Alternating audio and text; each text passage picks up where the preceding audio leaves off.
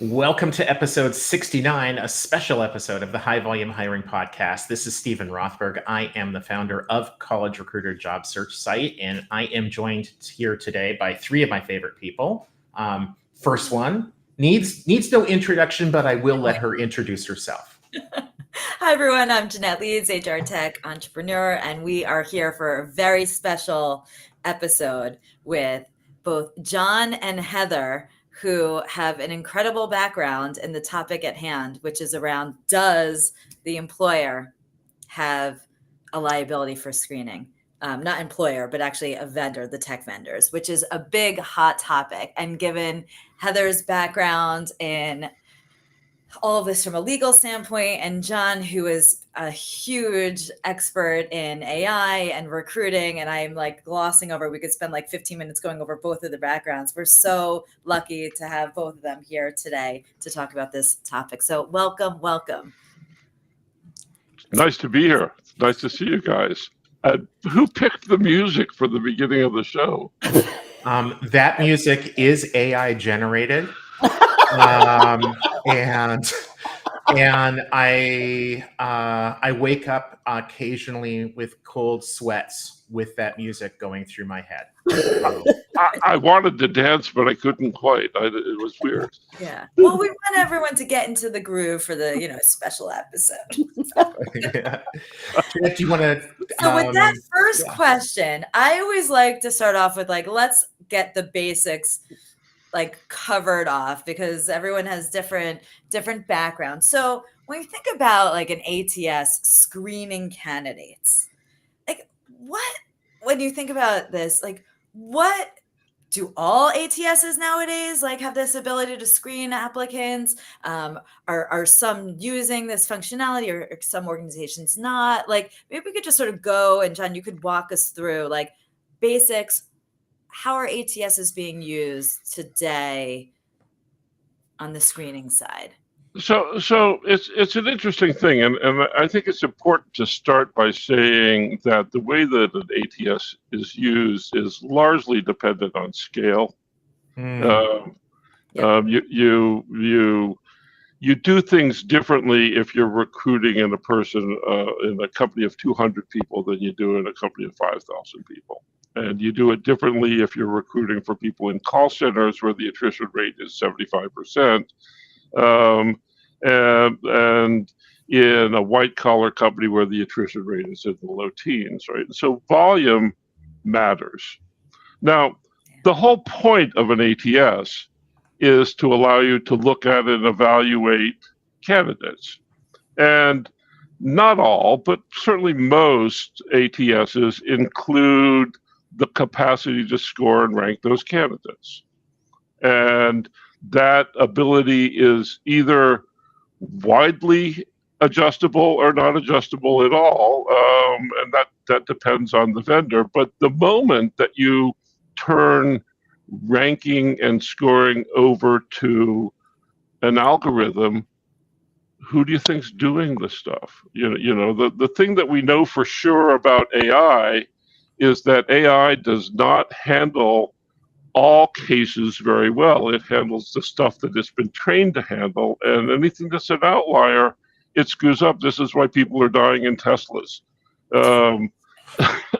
because AI doesn't handle outliers. AI does not know what to do with outliers. So if you let's take the most invasive view, and you say, we are going to tell the machine how we want it to rank the employees. Okay, so you give it some ground rules, but over, say, 100 resumes per job, when you get over 100 resumes per job, nobody's looking at the bottom 30 or 40. Nobody. And whether or not those bottom 30 or 40 are actually the bottom 30 or 40 is something that you don't know because you don't look. Yeah, that's a really good point. When I hear people saying something like, well, we do look at every application that we get, then they're you might lying. question- well, There's if no you way. receive In a high very volume, small number, there's no way. right, Like, it's feasible and maybe they do. But I think, we're talking about high volume here. So like, that's kind of the ground rule. If you don't even look at those bottom 30 or 40%, you've got no way of knowing that they actually are. I mean, you think they are, you expect they are, maybe they should be, but are they? So if a candidate, the question that I would have, John, and maybe this is rhetorical, is if I'm an employer and I'm using the screening, ranking, matching software, depending upon what the vendor calls it, isn't the whole point of that so that my recruiters don't look at those bottom candidates? I mean, I don't know what other purpose there is to it. That's absolutely right, and it's hard sometimes to say that in a way that makes sense from a broader legal perspective. And that's, I think, some of the pushback you get in this stuff is, how could you see that as other than ranking? Well, you could see that as other than ranking if it was your job to evaluate all of those resumes. And I say, no, the machine's doing it. And you go, oh, I'm doing it. I'm responsible. I set the stuff in place. And almost universally, vendors encourage that kind of thinking on the part of their clients because that shifts liability away from the vendor and onto the client. And most contracts and user agreements in this world shield the vendor from liability. Or attempt to, but we can get there. So did that get you what you needed? So far. But we're just digging in, I thought we were done. Oh, we're done. No, you can go get a latte or something now, because now, like Jeanette and Heather, you're going to talk to somebody who knows what they're doing. I got it. I'm actually going to be a bad guest and ask a question back. Ooh, do it. Because in high volume hiring, we're talking about what industries? Hospitality, retail, call centers, things where many people are going to be qualified. Yeah. Yes. Because the qualification bar is broad. It's broad, and it involves skills that most of us have, the ability to be friendly to people and operate basic machinery. And these are things that most of us do all the time. Friendly to people and operate machinery. I am not qualified and not qualified. Well, fair, but but that's why you're not in retail. Yeah. But Heather, I hear what you're saying, and the question isn't, are most people qualified? The question is, who's getting hired, right, and who's getting screened. I hadn't gotten there yet. Oh, okay, sorry. Heather, keep going. Let me go back to my latte. Oh my God, this is amazing. So anyway, the idea of screening people in that environment, I mean, what's really going on there? What are you screening for? What are you looking for? Well, it's interesting. What I've always found in the high volume world for those kind of roles, it's like you're screening for, like, hey, can you lift, 50 pounds for 8 hours? It's more like, are you okay working the overnight shift? It's less around, I don't want to say skill, because it actually is a skill to be able to lift 50 pounds for 8 hours yes, straight. It is. Right. Yes, But it's like, it's questions around that where it's like quickly like, hey, are you good? Can you do that? Hey, do you have a driver's license? Are you available? Yeah. Are you available? Like, can you come in tomorrow and just start this stuff? Right. It's less about, in some respects, skills. I mean, at times there are. It's more around like, hey. So do ATSs screen for that? Say it again. Do ATSs screen for the things that actually matter in this environment? Well, I would say some do and some don't, right? Okay. Some are more like tailored to this type of hiring versus others, for sure. That's my view. That's what I've seen. curious, John, like what you're seeing out there as well, but Well, that's always been. yeah. It's a difference between an industry insider's perspective and somebody who's out there using the stuff. It's Yeah. true that there are high volume hiring tools, Yeah. but it's not true that everybody uses high volume hiring tools to do high volume hiring, because that's a nuance that your local ATS representative, when he's selling you the thing or she's selling you the thing, doesn't bother to mention that, oh, you might find a better thing that's more suited to your purpose. That's not good salesmanship. Exactly. So let's dig in, if we can, before we run out of time. The Workday lawsuit, right? Yes. The EEOC has weighed in. My understanding is that they're not a party, but they've provided some recommendations to the court. I think as a fully recovered lawyer, although my wife would disagree with the fully part of it, and Heather as a real lawyer, I think it's an amicus brief, if I understand correctly. I called it amicus, but I think both pronunciations. Well, you're in California, correct. I'm in Minnesota, so that we'll just say it's that. But no, I'm sure your pronunciation is way more accurate than mine. But in that lawsuit, what I understand is that the plaintiff, the person who's suing, it's a black male, applied to 100 jobs with companies that are using the Workday ATS. He was rejected from all of them. Now, that in and of itself doesn't really mean that much. I think we've all been rejected from jobs that we apply to. In John's case, he should have been rejected for more of the jobs that he applied to. But I got those jobs anyhow because I'm white. Well, that answers that. But the one of the jobs, or at least one of the jobs that he applied to, it was like 1 a.m, and he received a rejection like an hour later or something, which kind of raises the suspicion that there was not actually a human being there who was looking at his application. It was rejected. I'm kind of sitting there going, like, why would it even have taken an hour? But maybe they were trying to be kind by giving him the impression that a human was actually doing it. So he's basically saying, hey, the AI, the algorithm, is looking at my background, inferring that I'm Black, and rejecting me because of that, or ranking me so low that recruiters aren't looking at me. If that's the case, Heather, that seems like that's for sure is going to be discriminatory. But I'm wondering, is that on the employer? Is that on Workday? Is it on both of them? Like, for this lawsuit specifically, what are we looking at here? Well, the employer's always going to be responsible because they're the one who is rejecting the candidate. The software may be actually sorting, making the decision, and sending out the email, but it's on behalf of the employer. And only the employer, or is it possible that Workday is also on the hook here?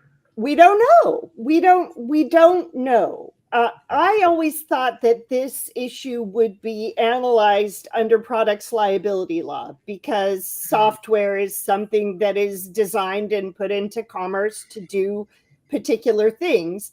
But the way this one is framed is under discrimination in Title VII, and Title VII has very broad definitions of who an employer is and includes agents of an employer. And what the EEOC has said is that the way this lawsuit has been pled and the allegations, theoretically, based on the language of the statute and the way the statute has been interpreted by the courts, fits the definitions of an agent of an employer, or perhaps even an employment agency, which screens candidates on behalf of an employer. And when they discriminate, they're liable under Title VII. And so what the EEOC is saying, our job is to eliminate discrimination and to ensure discrimination and harassment-free workplaces. And we don't, we're not fussy about who or where the discrimination is coming, and we want to eliminate it all. And that is a fair and reasonable position for them to take. Legally, it's weird, because it doesn't quite match agency law. It doesn't quite match reality and how all of this works. But the EEOC is saying, look, if the outcome is discriminatory and all of the action is with the software, then why wouldn't we hold the software companies liable? And it's so amazing, right? Because for years it's been, in my view, right, like you direct how the software should operate. The software makes recommendations based on what the client says. So it's like, here's the specific criteria and whatnot. And then, obviously still, in my view, always want to be checking for, is there a bias? Is there an adverse impact and whatnot? And so this is like, for me, I just think it's so mind blowing, right? Because depending where this case goes, HR tech vendors, I mean, there's... we have no idea if they will ever be liable. We have no idea. We haven't talked about contract defenses, about indemnity, about all of the ways that somebody who's selling something can limit their own liability to the person who's actually using it. And that happens all the time. And there's no evidence, and there won't be, that the way the ATSs are ranking is any more or less discriminatory than humans, because what they're basing it on is data generated by human actions, which are historically and uniformly and ubiquitously discriminatory, because that's human. That's what we do. That's what we do as humans. And, we have preferences. We say this is better than this. And our culture has a long history of implicit bias. And so the data is always going to be biased, and the outcomes are always going to be biased. And we as humans have to take action to remedy that. And the way you do that is by monitoring your outcomes and addressing them. But we're seeing more action legally requiring that, especially on pay equity. But so John, we know kind of where we are in this Workday lawsuit. One of the things I thought would be interesting to talk about, maybe like as a last question or thought here, is this the destination? Is this where the EEOC, are they just going to look for examples like this and do no more? Are they kicking the door open and there's going to be a lot different lawsuits? What do you think is coming? Pull out your crystal ball. Well, so I'm going to try to keep this brief, but it might stretch a little bit. I want to start with something Jeanette said, which is Heather, you look shocked.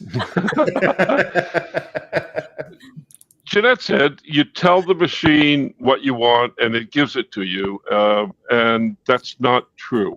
You tell the machine what you want, and the machine gives you what it thinks you want. Yes, I agree with that statement. Because in today's world, computers have opinions. Yes. Computers didn't used to have opinions, but today computers have opinions. Mm. And so it's like managing people. You tell somebody to do something and they go away and they come back and they did what you thought you meant. Exactly. That's right? True. That is true. Right. And so the degree to which our systems are becoming intelligent is like that. They're like bad interns. You're very specific with exactly what you want to leave no question on what you wanted. And then even then they don't get it right. Even then they don't get it right. So you get something that's advertised as you tell it what you want it to do and it'll do it. Yeah. And it doesn't do that. How could that be my fault? Right. I may have the responsibility for correcting it, but that's not my fault. And that's a change in the way that software works. And the EEOC is acutely aware of this change in the way that things work. And they see that this is where discrimination is getting an uncontrolled foothold. And what they're asking for is dynamic monitoring of performance so that you can prove that you're not discriminating, which is what Heather was saying is possible. Yeah. And this is a shift. This is a generational shift in the relationship between us, our systems, and the regulatory environment. And it's not just the EEOC. The Federal Trade Commission has their fingers in this because it's a shift in software product liability enforcement that we're about to see. And so if you are a vendor and you make a bunch of claims, you have been shielded. Yeah. For 40 years, you have been shielded from the consequences of your claims being bullshit. And that varies across vendors, but really to get into business, you always have to claim that you know what you're talking about, even though you just stayed in a Holiday Inn Express last night. And so there's a change coming, and it's going to come fast. Yeah. It's going to come fast, partly because the regulators are not standing still. They're building dynamic tools to measure this stuff. And so what looks like paper reports currently will, in a very short order, become dynamic reporting so that your hiring performance will be monitored if you're over a certain size and over a certain scale. And if it's the algorithm that's screwing you up, so bottom line is currently we have AI going all over the place, and it is completely impossible to predict the error rate of an AI. Yeah. Completely impossible, and very, very little work is being done to solve that particular problem. We're blowing smoke all over the place about AI, but it has uncontrollable error rates. And any other engineered product that has uncontrollable error rates is not on the market. And that kind of discipline is coming to software. Yeah. And it's not whether, it's when, and it is nearer rather than later. Yeah, in the conversations that I've had with other TA tech vendors, almost uniformly, they say it's not our problem, it's the employer's problem. Of course they do. Right? Yeah. And it's kind of like gun manufacturers that way. We can create like this inherently dangerous product, but we're not the ones that ever pull the trigger. Okay? On the other hand, when I talk to employers, it's like, we're licensing this software. The indemnity clause says that the vendor is responsible. And so it's not our problem. It seems to me at the end of the day, if the EEOC wins, they're all liable. And I don't know if vendors and TA people really understand that might be where we're going here or not. Potentially. I think like something like Heather, you had said at the beginning, or we did this when we were in the green room. This is really ultimately about like, don't discriminate, right? Like it comes from a good place, right? Like that's the key, right? Don't discriminate, do the right thing. But we have this implicit bias, which has gotten into the data. So let's just try and limit, because I don't ever believe you can remove it, but limit it as much as possible. And so I don't know, like we're going to see a lot of crazy changes going on between. But you can limit it, you can monitor it, and if it gets out of balance, you can correct it. You can correct it. Right. And so nobody. And you can give people safe harbors so that they have time to correct it without liability. Do you want to solve the problem or do you want to promote litigation? Right. Oh no, that's interesting. Yeah. Yeah. I love that. It's like looking at it in a positive light and what's the best way to move forward versus. Yeah, just like the software is changing, and just like we have this thing called high volume hiring now that we didn't have 150 years ago. Well, I guess the military did. Haven't you heard the laws about might need to change too. Ellis Island, high volume hiring, right there. Yeah, but that was the 1800s, right? And and I was only a teenager then. So we probably need to leave off. Heather, John, this has been awesome. Jeanette, thank you guys. Thank you. Just another one. So yeah, thank you guys very much. Thank you also to our friends at Ibidu, the sponsor of the podcast. They help make this possible. If people don't like it, I guess we should blame them, certainly not any of us, right? One last thing. Heather has written a book called Get Paid Right. Oh, yes. Okay, wait, check it out. Hold that up. Woo! We all have this here. Great. Heather's copy is backwards, apparently. But you can order this book on Amazon. Okay. Get Paid Right. Get Pay Right. Okay. SHRM is a kind and wonderful book about pay equity, which is adjacent to this conversation. And it is a SHRM book. You get extra points in heaven for reading it. Thank you. Well then, for sure, I'm going to read it. We will definitely put that into, as they say, the show notes, and with the link to Amazon. And then, if we sell enough copies, and Heather and John can go on a lovely cruise to Alaska. Oh, you're We'll be visiting Minneapolis and St. Paul to stay at your house. Sweet. January is a lovely time of the year in Minnesota. Well, thank you so much. This was fantastic. Have a fantastic weekend, and we should circle back a year from now and see where all this shakes out. Please, let's see 6 months from now even. Yeah, right? Sooner would be fun. Sooner the better. Awesome. Have a great weekend, everyone. Cheers. Bye-bye.